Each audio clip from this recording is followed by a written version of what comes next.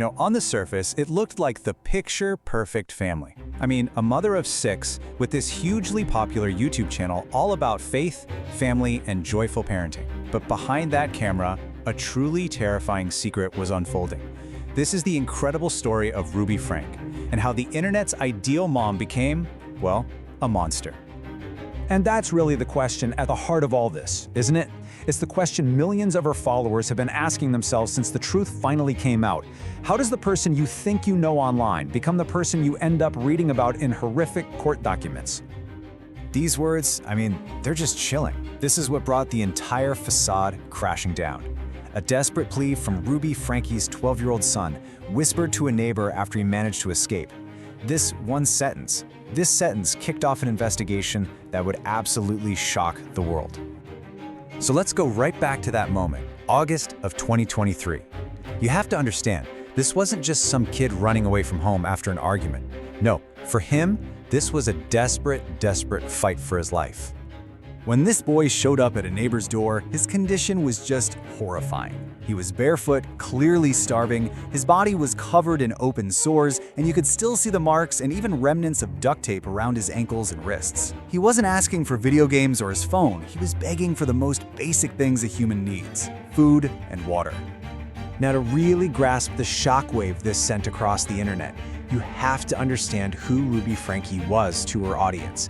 She wasn't just some mom making videos. She was a brand. She was an influencer. And what a brand it was. Her YouTube channel, 8 Passengers, had a staggering 2.6 million subscribers.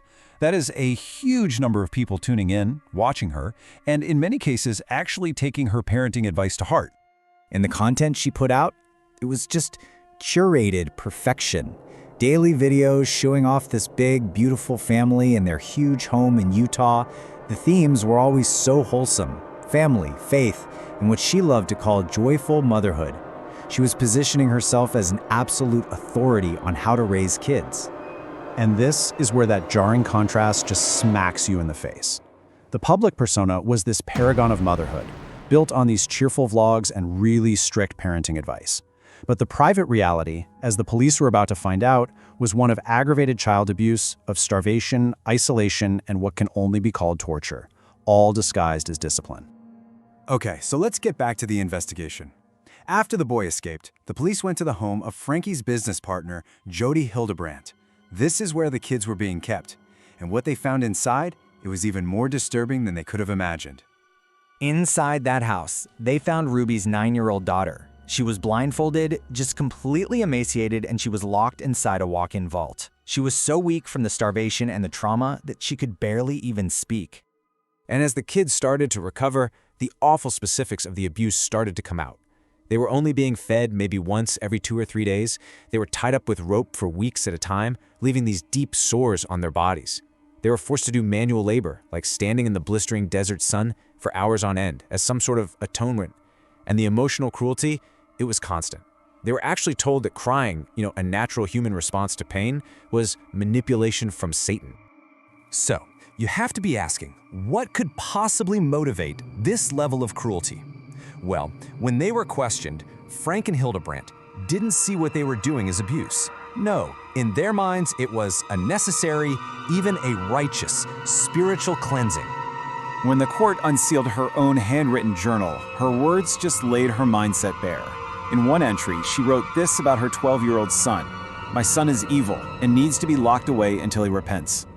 She genuinely seemed to believe her own children were possessed. Another entry reads, "Satan lives inside my children. Starvation and pain will drive him out." So she wasn't just punishing them. In her mind, she was performing an exorcism. She even documented her so-called remedies, twisting these acts of pure torture into rituals of salvation. She wrote, and I quote, "I mixed cayenne-pepper and water as holy truth serum. They must drink it daily." So let's move to the final chapter of this story, the legal consequences. That perfect online world was completely gone, replaced by the stark, cold reality of the criminal justice system. The legal process moved really quickly. Just a few months after their arrest in August 2023, Franke pleaded guilty to 4 felony counts of aggravated child abuse. And by February 2024, both she and Jodi Hildebrandt were standing in court to face their sentences. The court came down hard, handing down identical sentences. Both Ruby Franke and Jodi Hildebrandt were sentenced to serve up to 30 years in prison for the crimes they committed against those children. Now, during her sentencing, Frank gave this tearful apology, claiming, "I was led astray by false spiritual teachings." But then, the prosecutor revealed this stunning contradiction. On a recorded jail phone call from just a few weeks earlier, Frank was caught laughing with a friend, saying, "They deserved every bit of it. I'd do it again if God told me." Her whole performance of remorse just completely fell apart.